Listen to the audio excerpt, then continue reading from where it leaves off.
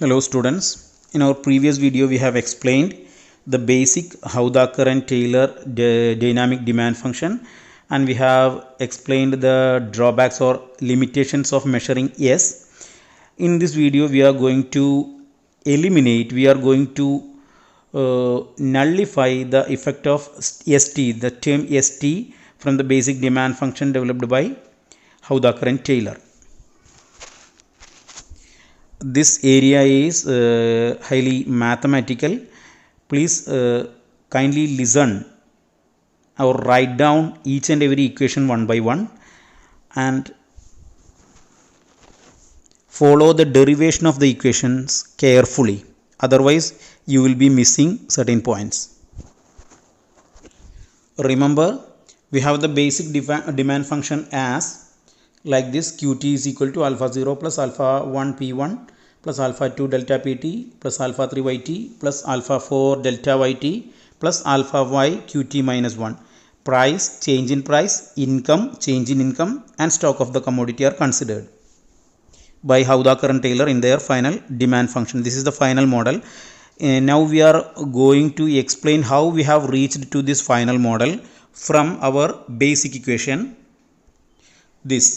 That is qt is equal to beta 0 plus beta 1 pt plus beta 2 st plus beta 3 yt. In our previous video we have said that the value of st, stock of the commodity, is positive in case of non-durable commodity and negative in case of durable commodity. Now we are going to eliminate the effect of st from the case of durable commodity, and we are explaining how can we reach to our original final demand function developed by Howdaker and Taylor.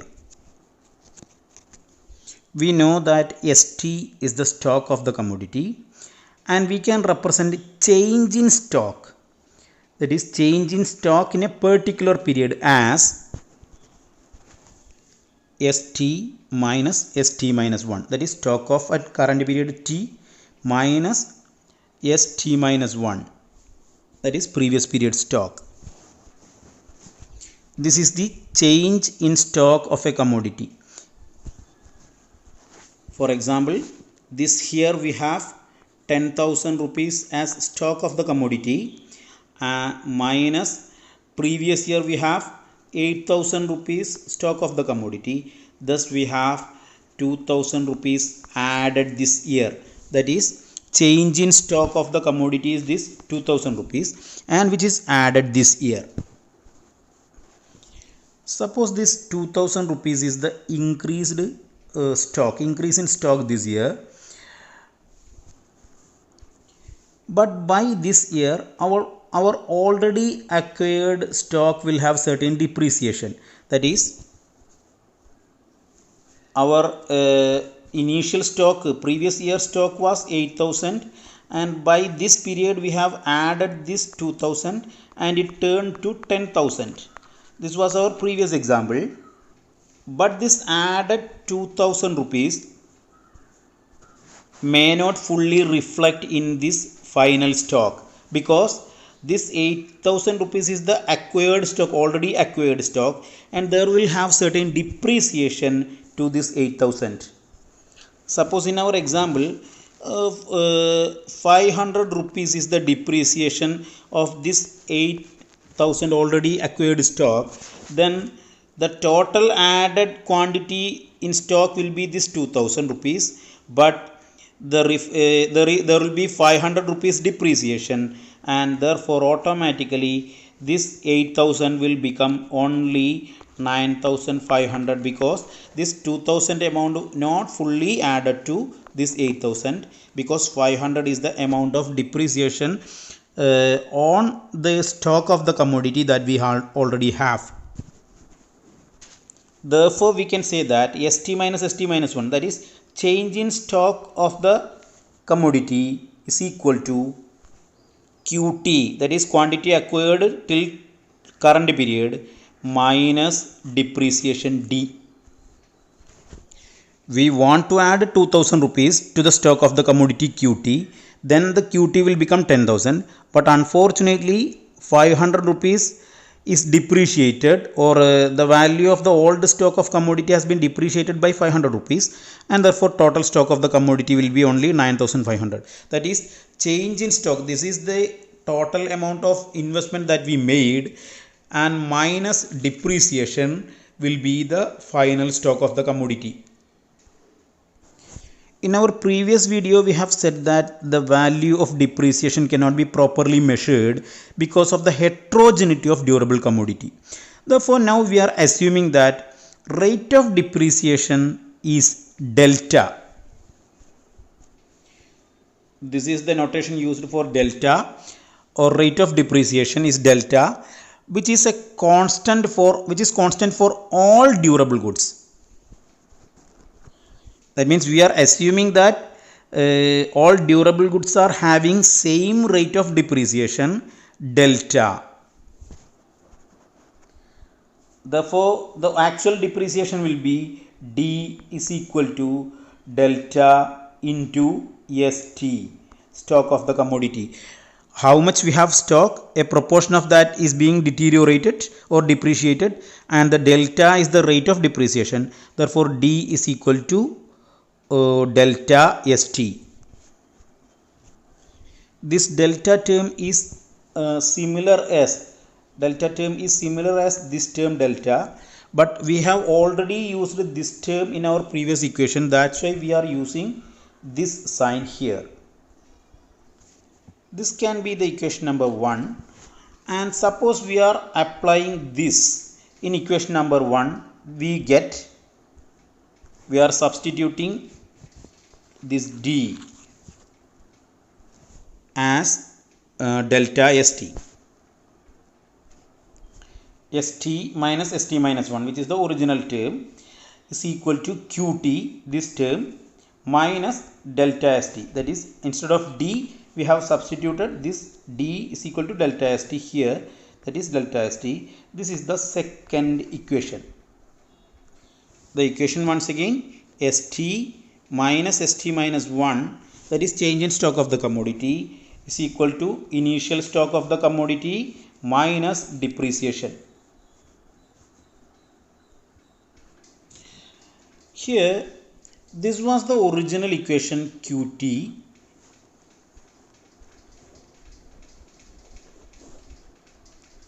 Is equal to beta 0 plus beta 1 P1 beta 2 ST. This was the original equation number 1. We can rewrite this equation as, that means we have kept this term here, and we have moved all other terms beta 0, beta P1 and beta 3 YT to the left side. Then we will get this QT here itself, QT minus this beta 0 can be taken as minus beta 0 minus beta 1 P1, that is this term beta 1 P1, minus this term beta 3 YT minus beta 3 YT is equal to, this term is kept here, beta 2 ST, that is shown here, beta 2 ST. This is the common term, beta 2 ST is equal to QT minus beta 0, that is QT minus beta 0 minus beta P1 minus beta 3 YT. That is, we have drawn this equation as like this. We have kept this beta 2 ST on the left side, and we have converted all other into the right side. Now we are moving to the third equation. Here, this beta 2 ST, the term beta 2 ST is we are substituting this beta 2 ST into this equation, and thus we have derived this second equation. For example, this can be written equation second A. In this second equation, we are keeping this beta ST, we are keeping this ST alone here, and the equation will be like this. ST is equal to this beta this beta will move to the right side. Here will become beta 1 by beta 2, and it is equal to this 1 by beta 2 is applicable to all these terms, and therefore qt minus beta 0 minus beta 1 pt minus beta 3 yt. Now we are substituting this equation, this is equation number 3, this equation into our first equation of st minus st minus 1 is equal to qt minus d. That is, we are substituting our equation number 3 to this equation. We will get st minus 1 is equal to qt minus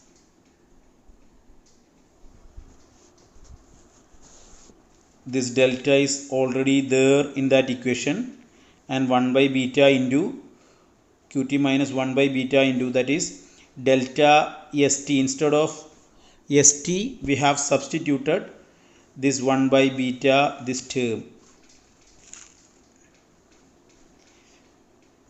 This much portion was the part of original equation number 2, and we have substituted st from our previous equation number 3. St is equal to 1 by beta 2 into qt minus beta 0 minus beta 1 pt minus beta 3 yt, and we have substituted it into equation number 2, and we will get this equation. This is equation number 4. Now initial equation qt is equal to beta 0 beta p1 beta 2 st beta 3 yt, which means that quantity consumed at t period is a function of price, stock of the commodity, and income, which was the original equation number 1. It follows that if qt is equal to beta 0 beta 1 pt, then qt minus 1 will be beta 0 minus plus beta 1 pt minus 1, price of t minus 1 period, because we are considering qt minus 1. If we have considered qt, we need to consider price of current period. Similarly, if we are considering quantity of t minus 1, we are considering price at t minus 1. Similarly, stock at t minus 1, yt at t minus 1. Therefore, if qt is equal to, if equation qt is equal to beta 0 beta 1 pt beta 2 st beta 3 yt, we can return qt minus 1 as beta 0 plus beta 1 pt minus 1, because we are considering t minus 1 period. Here we have considered period t, but now we are considering t minus 1. Therefore beta 2 is t minus 1 and t minus 1 and so on. We can write qt minus 1 as this qt minus 1 is equal to beta 0 plus beta 1 pt minus 1 plus, this is the equation. Now qt minus 1 is equal to this equation, and automatically qt is equal to this equation. We can have qt minus 1 as, that means this equation, first equation minus this equation minus this equation is equal to this equation as, in equation qt and in equation qt minus 1 we have beta 0 as a common term, and when we are deducting one equation from another, beta 0 will be cancelled. Then the equation can be written as qt minus 1 is equal to beta 1 into pt minus 1, because in case of qt we have considered pt, in case of qt minus 1 we have considered pt minus 1. Therefore in case of qt minus 1 we need to consider pt minus 1. Therefore beta 1 into pt minus 1, beta 2 into st minus 1, beta 3 into yt minus 1. One important thing is that it is quite necessary to link previous equation with the next equation, that then only you will be able to derive it properly. We have started from a point, that is equation number 1. Now we have reached to equation number 5. We have reached equation number 5. Then you should be able to identify the linkage between how we have derived from equation 1 to equation, how we have reached from equation 1 to equation 5, that you should know. Now we have half of the derivation is over, half more is remaining. Now we have derived equation number 5 as like this: qt minus 1 is equal to beta 1 pt. That means qt, we have derived change in quantity stock of the commodity, qt minus 1. Now we are going to substitute equation number 4, this equation, into this equation, that is equation number 5. That is equation number 4, we have st minus 1, and here also we are having st minus 1. We are substituting this equation number 4 into this equation number 5. That is, this st minus, instead of this st minus 1, instead of this st minus 1, we are substituting this portion into this area. While substituting equation number 4 into equation number 5, this part of the equation remains as same in this equation as well, because this is the same as our previous equation, and we have beta 2 there, and we have substituted this term from st minus 1, that was equation number 4. We have st minus 1 like this. This we have substituted instead of st minus 1, and thus the equation will be beta 2 into, instead of st minus 1, we have taken this term, and beta 3 into yt minus 1. Therefore qt minus 1 into beta 1 pt minus 1, that is this was the equation number 5, and in equation number 5 we have incorporated only the portions of st minus 1, that is equation number 4, as this area. This equation is having only 3 terms. First one is beta 1 into pt minus 1. Second term beta 2 this much, and third term this much. There are only 3 terms. In the next step, now we are breaking the second term, because we have a beta 2 outside the bracket and a beta 2 inside the bracket. These two can be cancelled. That means if we are opening the bracket, this beta 2 will be applicable only to this qt. Once again, if we are substituting equation number 4 into equation number 5, we will get qt minus 1 is equal to beta 1 into pt minus 1 plus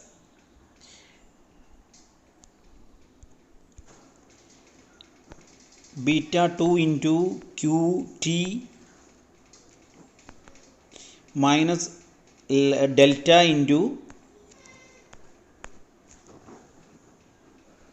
1 by beta 2 into qt minus beta 0 minus beta 1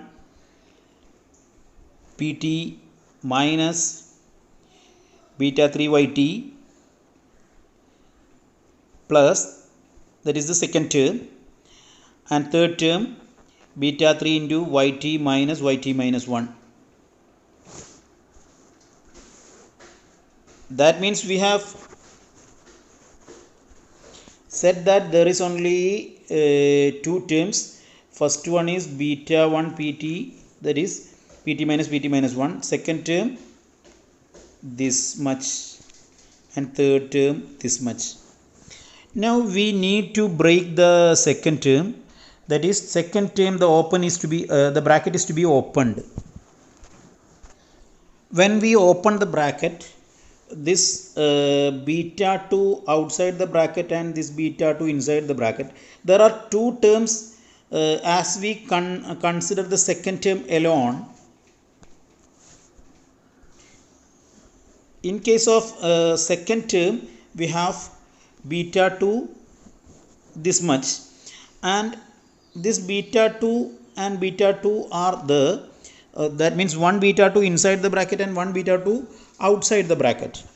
But as we consider the second term alone, there are two terms, qt and lambda 1 by beta 2 into qt minus beta 0 minus beta 1 pt minus beta 3 yt. That is this term.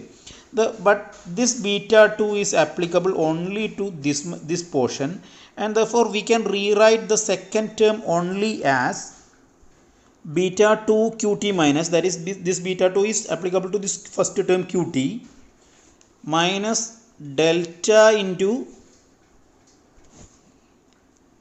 qt minus beta 0 minus beta 1 pt minus beta 3 yt.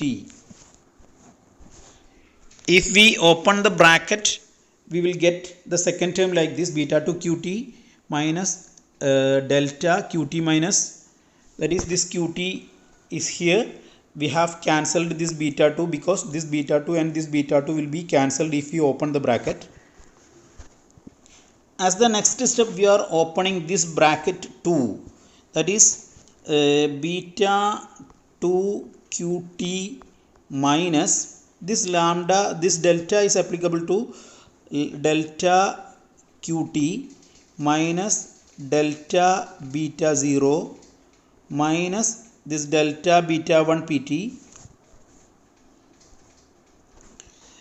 We will have beta 2 qt, that is beta 2 qt, the same term here, and we have opened we have already cancelled this beta.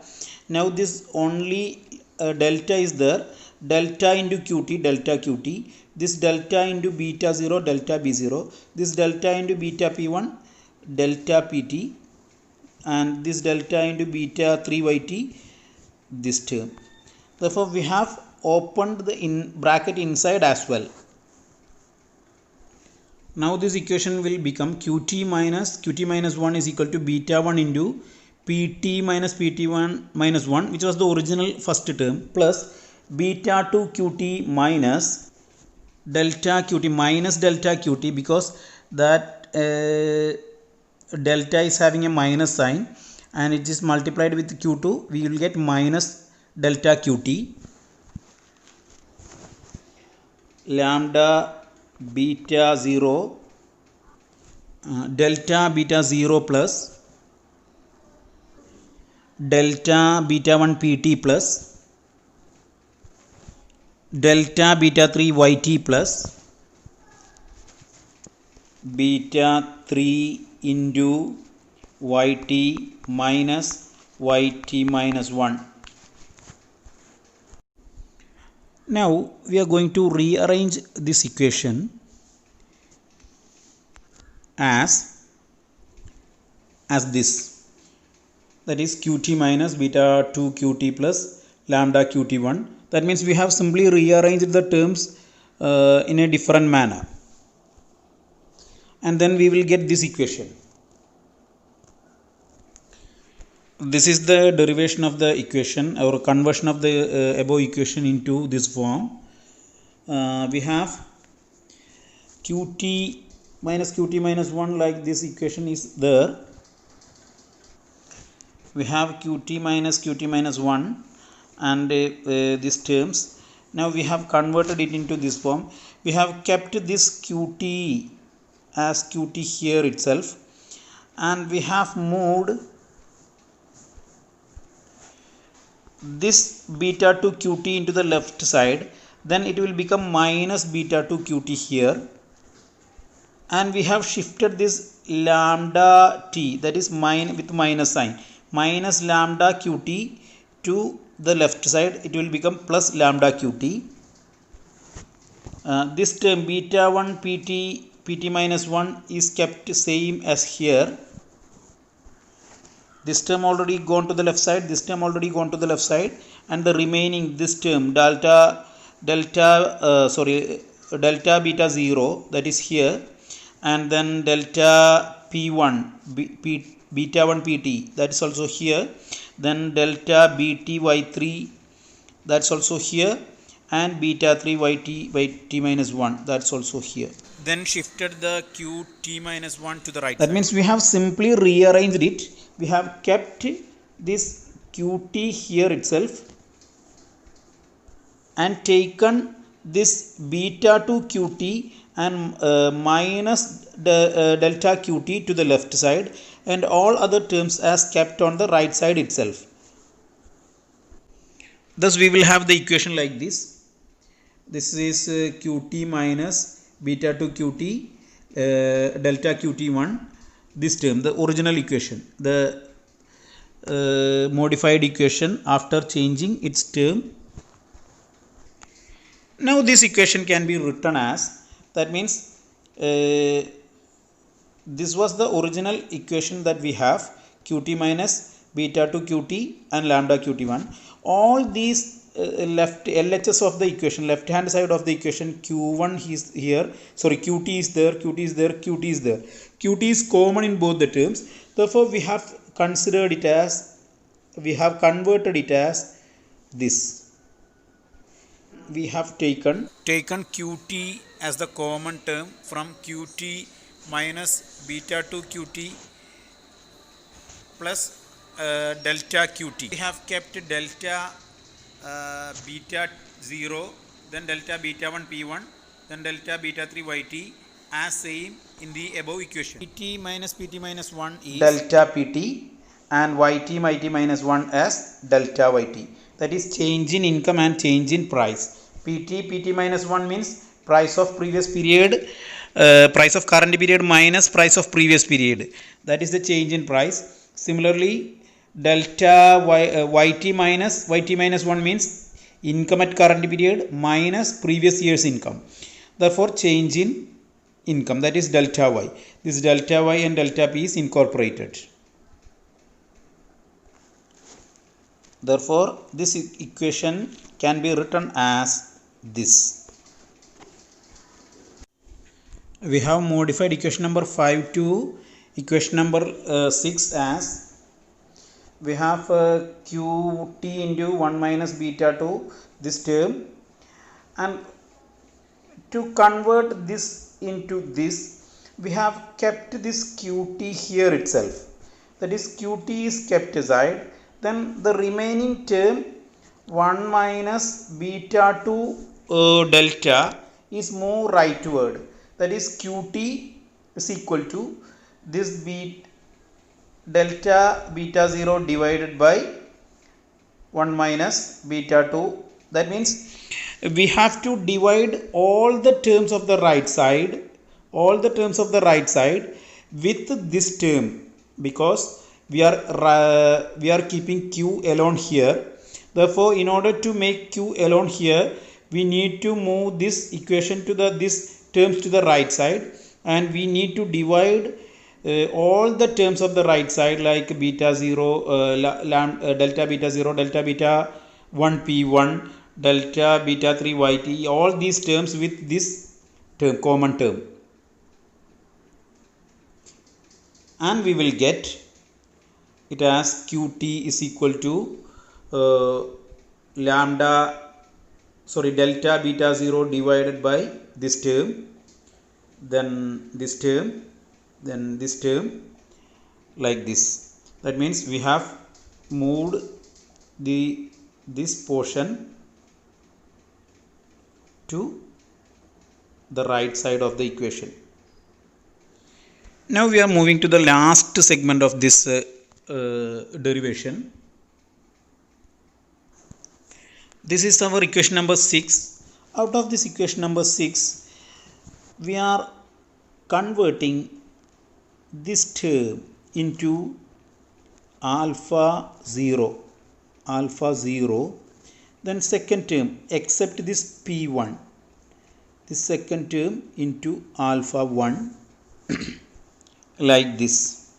That is alpha delta beta 0 divided by this term into alpha 0, this term into alpha 1, and the third term into alpha 2, and fourth term into alpha 3, and fifth term into alpha 4, and final term into alpha 5.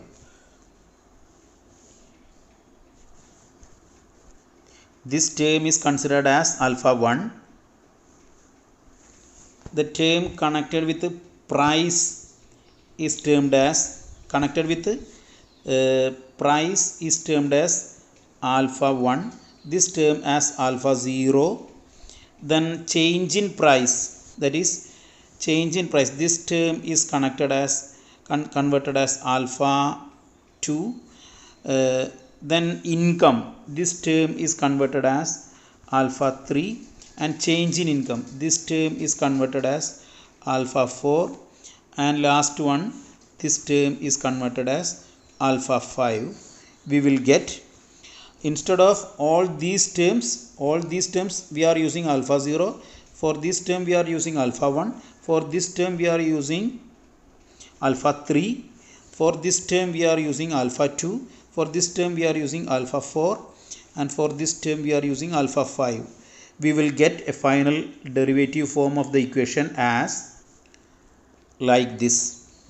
This is qt is equal to alpha 0, which was the previous term, alpha 1 into p1, alpha 2 delta p1 pt, alpha 3 yt, alpha 4 delta yt, alpha 5 qt minus 1.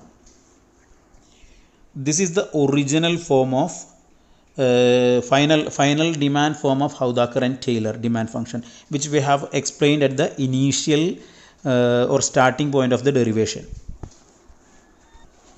Now let's the take of alpha 0, alpha 1, alpha 2, alpha 3, alpha 4, etc. separately.